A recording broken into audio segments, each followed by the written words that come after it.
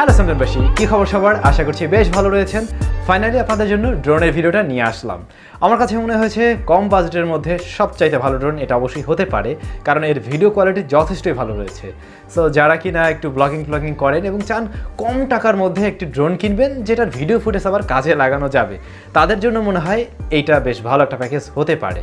তো আজকের এই রিভিউটি যদি আপনি পুরোপুরি দেখেন তাহলে আশা করছি খুব সহজেই বুঝে নেবেন এই ড্রোনটা আপনার চাহিদা মেটাতে পারবে কিনা। ওয়েল, চলুন শুরু করা যাক পুরো ভিডিও নিয়ে। আমি স্যাম থাকছি আপনাদের সাথে, আপনারা দেখছেন SamZone। যারা নতুন রয়েছেন চ্যানেলটি সাবস্ক্রাইব করে আমাদের সাথেই থাকুন। প্রিয় দর্শক, শুরুতেই এর সাথে আপনাদের একটু পরিচয় করিয়ে দিচ্ছি। এটি Zerotech ব্র্যান্ডের এবং এর মডেলটি হচ্ছে Zerotech dobby। এটি একটি পকেট ড্রোন এবং এর আর্মসগুলো খুব সহজেই ফোল্ড করে রাখা যায় এবং তারপরে আপনি আপনার প্যান্টের পকেটে নিয়ে এটাকে ঘুরতে পারবেন। এছাড়াও এই ড্রোনে আরও একটি সুবিধা রয়েছে, এই ড্রোনটিকে খুব সহজেই পাওয়ার ব্যাঙ্কের মাধ্যমেও রিচার্জ করা যায়। এই সমস্ত আরও অনেক দারুণ ব্যাপার স্যাপার রয়েছে। আর এই ড্রোনটি কোথায় পাবেন, কেমন কী দাম, সে সমস্ত ব্যাপারে অবশ্যই ভিডিওতে আলোচনা করছি। তার আগে এর বক্সটাকে একটু আনবক্স করে দেখা যাক সেখানে আর কী পাচ্ছেন।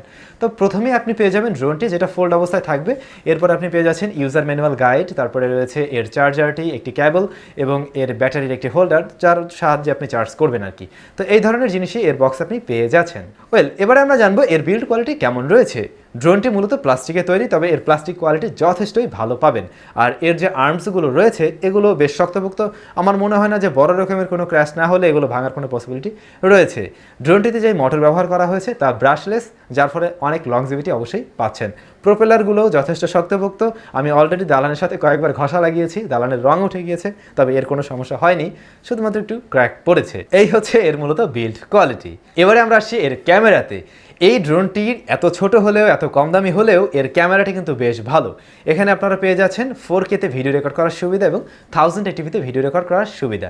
আর এর ক্যামেরাটিকে টিল্ট করা যায়, মানে এভাবে ঘোরানো যাবে।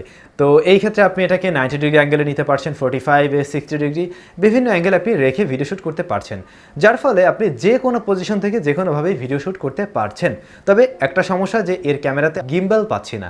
গিম্বেল না থাকাতে আমরা কিন্তু আসলে অতটা স্টেবল ভিডিও পাবো না। তবে অবশ্যই আপনি যখন 1080p-তে ভিডিও রেকর্ড করছেন তখন কিন্তু আপনি EIS ব্যবহার করার সুযোগও পাচ্ছেন।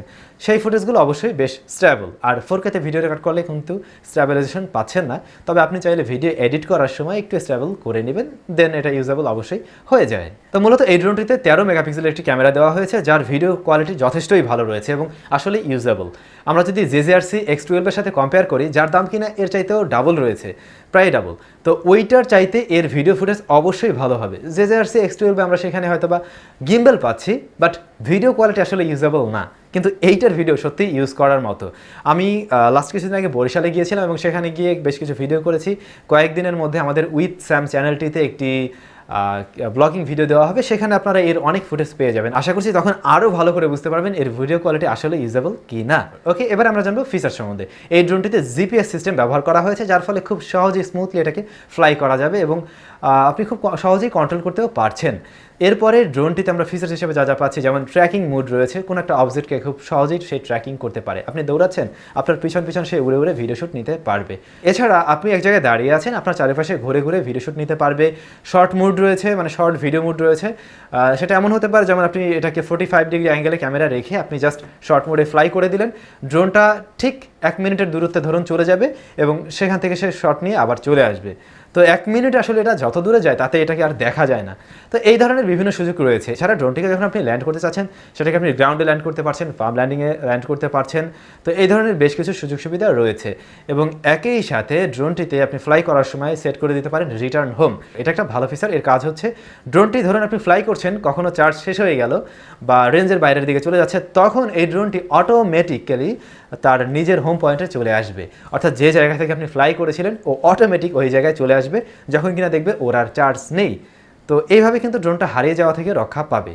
বলা যায় মোটামুটি DJI স্পার্ক বা ম্যাভিক মিনিতে আমরা যে ধরনের ফিচার্সগুলো লক্ষ্য করেছি তার প্রায় প্রত্যেকটা ফিচার্সই আপনি এই ছোট্ট জিনিসটিতে পেয়ে যাচ্ছেন। শুধুমাত্র এখানে মিসিং পার্ট বলতে ওইটাই বলতে হয় যে এর ক্যামেরাতে গিম্বেলটা ব্যবহার করা হয়নি। তবে এটাও খেয়াল রাখতে হবে, এটা পকেট ড্রোন, পকেটে নিয়ে আমরা ক্যারি করবো। এছাড়া এর দামটাও তো মানে ওইটার কয় ভাগের, 5 ভাগের মনে হয় 1 ভাগ। সো এইভাবে আসলে হিসাব করতে গেলে অবশ্যই এটা best option. Hey guys, little reminder, video ভালো লাগলে লাইক করতে হবে। আপনারা লাইক করলে অনুপ্রেরণা অনেক গুণ বেড়ে যায়, একই সাথে ভিডিওটা আরও কিছু মানুষের সামনে পৌঁছে দেওয়া সম্ভব হয়। এবার আমরা জানবো এটাকে আসলে কীভাবে আপনি কন্ট্রোল করবেন। এটার সাথে কোনো ধরনের কন্ট্রোলার পাচ্ছেন না, জাস্ট এই ড্রোনের সাথে আপনি আপনার স্মার্টফোনকে কানেক্ট করেই খুব সহজে ব্যবহার করতে পারছেন। একটি অ্যাপ্লিকেশন লাগবে, আর অ্যাপ্লিকেশনের নাম হচ্ছে ডু ফান, যেটা কিনা আপনারা গুগল প্লে স্টোর এবং অ্যাপ স্টোরে পেয়ে যাবেন, অর্থাৎ আপনি আইফোনেও ব্যবহার করতে পারছেন। তো ওইটার সাথে এই ড্রোনটিকে আপনি কানেক্ট করবেন। ড্রোনের উপর একটি সুইচ রয়েছে, যেটাতে চেপে ধরলে এটা অন হয়ে যায়, কিছুক্ষণ চেপে ধরতে হয়। তো অন হওয়ার পরে আপনি ওয়াইফাইয়ের মাধ্যমে এটাকে কানেক্ট করতে পারছেন।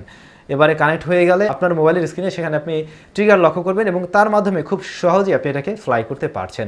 তো টেক অফের সময় এটা ল্যান্ড থেকে 3 ফিট উপরে উঠে হভার করে থাকবে এবং এরপর আপনি যে কোনোভাবে এটাকে কন্ট্রোল করতে পারছেন এবং তখনই দেখতে পাবেন যে জিপিএসগুলো কানেক্ট হচ্ছে এবং তারপরে আপনি প্রিসেট যে মুডগুলো ছিল, যেগুলোর ব্যাপারে বলছিলাম, ট্র্যাকিং মুড বা শর্ট ভিডিও, এগুলোতেও শ্যুট নিতে পারছেন।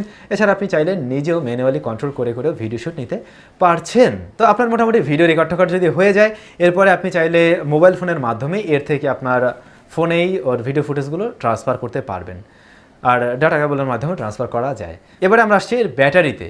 ব্যাটারির ক্ষেত্রে আমরা এখানে যে ব্যাটারিটা পাচ্ছি তা দিয়ে আমরা এটাতে ফ্লাই করতে পারবো মোটামুটি 9 থেকে 10 মিনিটের মতো। তবে ড্রোনের ক্ষেত্রে আমরা জানি আসলে ব্যাটারি ব্যাকআপ খুব বেশি হয় না, সেই ক্ষেত্রে মোটামুটি চলে যায়। আবার একটা সুবিধাও রয়েছে, সাধারণত বড় বড় ড্রোনগুলো কিন্তু কারেন্ট ছাড়া রিচার্জ করা যায় না। তো সেই ক্ষেত্রে এই ছোট্ট জিনিসটাকে কিন্তু আপনি চাইলে একটা পাওয়ার ব্যাংকের মাধ্যমেও রিচার্জ করতে পারছেন। আপনি যদি একটা পাওয়ার ব্যাংক ক্যারি করেন তাহলে যে কোনো পজিশনে থেকে খুব সহজে অল্প সময়ের মধ্যে এটাকে রিচার্জ করে নিতে পারছেন। দেন আবার আপনি আপনার শ্যুট নিলেন। আর আসলে কি ড্রোনের 9 মিনিট ফ্লাইটে যে শটগুলো পাওয়া যায়, এ দিয়ে মোটামুটি একটা ব্লগের কাজ কমপ্লিট হয়ে যাওয়ার কথা, বা আপনি মোটামুটি ফুটেজ পেয়ে যাবেন। তারপরও লাগলে আপনি তো ওইভাবে চার্জ করে করে নিয়ে আপনি ব্যবহার করতে পারছেন। এবারে আমরা তাহলে জানবো একটু মিসিং পার্ট, ড্রোনটিতে আসলে কি কি নেই, কি কি থাকা উচিত ছিল।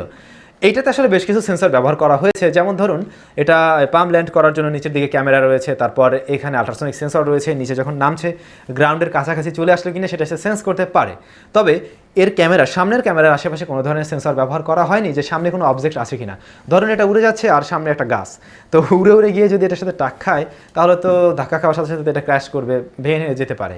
তো এই জিনিসটা সে সেন্স করতে পারে না। এই ক্ষেত্রে এখানে একটা সেন্সর দিয়ে দিলে মনে হয় এই জিনিসটা কাজের কিছু হতে পারতো। আরেকটা বিষয়, যে ক্যামেরাতে যদি আসলে ওয়াইএস থাকতো তাহলে মনে হয় ওয়াইএস আর ইআইএস এই দুইটা একসাথে যদি কাজ করতো খুব ভালো ভিডিও ফুটেজ অবশ্যই পাওয়া যেত। এখন আমরা জানবো এই ড্রোনটি আপনি কোথায় পাবেন, দামের ক্ষেত্রে বা কেমন রয়েছে। মূলত এই ড্রোনটা বাংলাদেশে আসলে ওইভাবে অ্যাভেলেবিলিটি নেই, তবে এই ড্রোনটা আপনি বাংলাদেশের যারা ড্রোন বিক্রেতা তাদের কাছে খোঁজ নিয়ে দেখতে পারেন, তাদের কাছে অবশ্যই পেয়ে যেতে পারেন। যেমন ড্রোন স্কোয়ার রয়েছে, পিসি হাউস রয়েছে, এই ধরনের আরও অনেক সাইট রয়েছে যারা কিনা ড্রোন বিক্রয় করে থাকে, তাদের মাধ্যমে এটা আপনি আনিয়ে নিতে পারবেন। আর এর যে দাম, ইন্টারন্যাশনাল যে দাম রয়েছে তাতে হয় হচ্ছে গিয়ে $190 মতো, তাতে কত বাংলাদেশি টাকায় 15,000-এর মতো হয়। তো আপনি যদি অর্ডার দিয়ে আনেন সেক্ষেত্রে আর একটু বেশি পড়বে হয়তো বা, বাট আমি বলবো ওই বাজেটে এটা অবশ্যই ভালো কিছু। সবচেয়ে ভালো বিষয় হচ্ছে এর ফ্লেক্সিবিলিটি অনেক, আপনি যে কোনো জায়গায় যে কোনো সময় এটাকে ক্যারি করতে পারছেন, এটা হচ্ছে গিয়ে এর মেইন সুবিধা। এরপরে ভিডিও ফুটেজ আবার কম্পেয়ার যদি করেন 25,000 টাকার ড্রোন, তার সাথেও সে বিট করতে পারছে খুব ভালো রকমভাবেই। আবার পুলিশি ঝামেলাও কম থাকবে, কারণ যে কোনো জায়গায় গিয়ে আপনি এটাকে ফ্লাই করতে পারছেন, পুলিশ আপনাকে অবশ্যই ঝামেলা করবে না। এত ছোটো একটা ড্রোন খেলনা ড্রোন হিসাবে চালিয়ে দেবেন, সো সমস্যা হবে না বলে আশা করছি। তো ভাই লোক, আমি আপনাদের উদ্দেশ্যে সেটাই বলবো, যারা কিনা টুকটাক মাঝে মাঝে ব্লগিং করেন এবং চাচ্ছেন যে মোটামুটি একটা ড্রোন হলেও চলে যায়, যার ভিডিও ফুটেজ আপনি কিছু কিছু ব্যবহার করবেন, তাদের জন্য এটা অবশ্যই একটা ভালো প্যাকেজ হতে পারে। তবে এটা আসলে বাংলাদেশে যেহেতু অ্যাভেলেবিলিটি নেই, সেক্ষেত্রে কেনাও একটা ঝামেলার। তো আপনারা অবশ্যই এই ধরনের সবগুলোতে যোগাযোগ করে দেখতে পারেন। আশা করছি তাদের কাছে অর্ডার করলে তারা খুব সহজে আপনাদেরকে এনে দিতে পারবে। ভিডিও ডেসক্রিপশনে আমি কয়েকটা লিঙ্ক দিয়ে দিচ্ছি যারা মূলত এই ধরনের ড্রোন বাংলাদেশে এনে বিক্রয় করে। তো সবাই অনেক বেশি ভালো থাকুন, সুস্থ থাকুন, দেখা হচ্ছে নেক্সট ভিডিওতে।